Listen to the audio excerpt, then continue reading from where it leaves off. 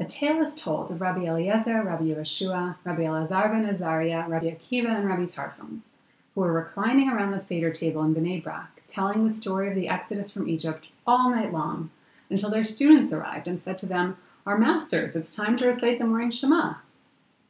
What is this text about 5 ancient rabbis doing here at the very beginning of the Magid section of the Haggadah? On a basic level, I think the text is meant to model for us what we're supposed to be doing on Seder night. Gathering together to engage in rich discussion about our national story, about themes of enslavement and freedom, discussions so engrossing that we end up staying around the table together talking deep into the night. But there's still something striking about the particular spot where we find this text.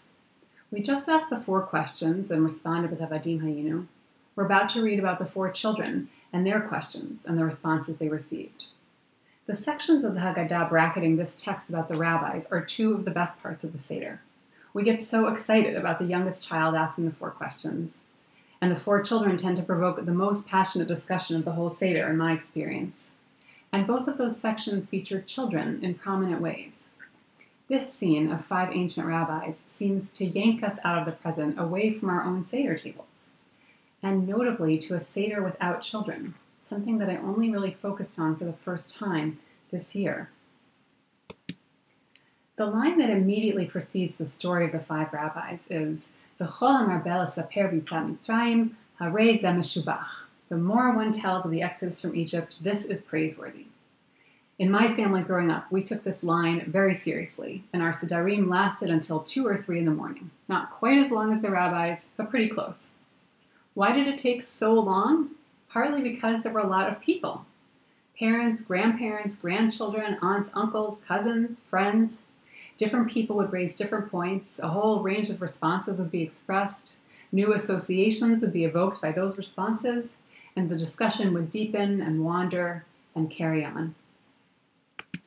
This year, the vast majority of us will be having much smaller Sedarim than we're used to. 4 or 3 or 2 people instead of 10 or 15 or 20. Some of us may even be having Seder alone. When I first imagined this possibility just a few weeks ago and pictured such a small number of people around the Seder table, I instinctively asked myself, what about the discussion? All of those different questions and responses, the combination of viewpoints that inevitably leads to a deeper understanding of the meaning of Pesach for us today. And what about the many people who will be having Sedarim with no children this year? No grandchildren, little nieces or nephews, no one to ask the 4 questions in that sweet, youthful voice, no one to teach the family melodies and traditions to, no one to hunt for the afikomen if they're even still awake at the end of the meal. The Talmud instructs us that if no child is present to ask questions at the Seder, adults should ask questions of each other. And if no other adult is present, one should ask oneself. This is my takeaway from the story of the rabbis in Bnei Brak this year. This idyllic Seder gathering offered to us by the Haggadah wasn't 10 or 15 or 20 people. It was 5, and there weren't any children there. Yet clearly that relatively small group of people didn't lack for what to talk about, and neither do we. The fact is, no matter how small a gathering we're having for Seder this year, there is always what to talk about. Questions to be asked, challenges to be raised, timeless themes to be delved into. If you think about the most meaningful and impactful conversations of your life, the most reflective moments, they were most likely actually not with a big group of people.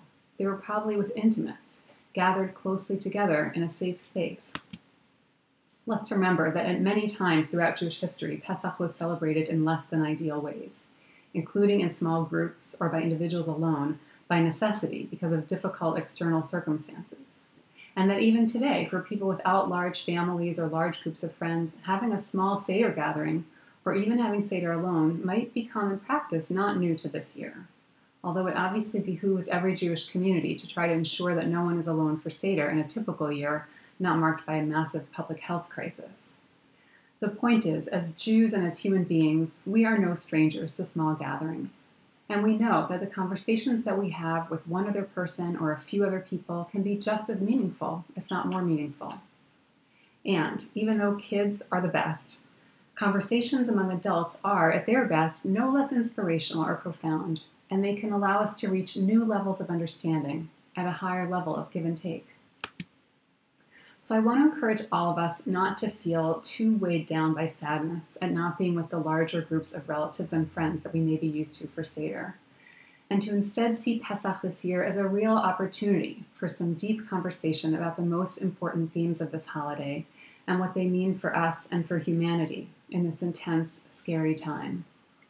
Most of all, on this Pesach that is different from all other Pesachs, let's remember to focus on our blessings, on our health, hopefully, on whatever loved ones we do have at the table with us, and to imbue our Sederim with prayers for all those who are suffering from this pandemic, who find themselves this year in a new and terrible and unexpected form of Mitzrayim.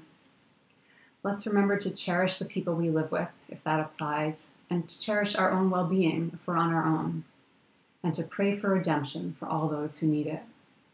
I think those 5 ancient rabbis would expect no less of us.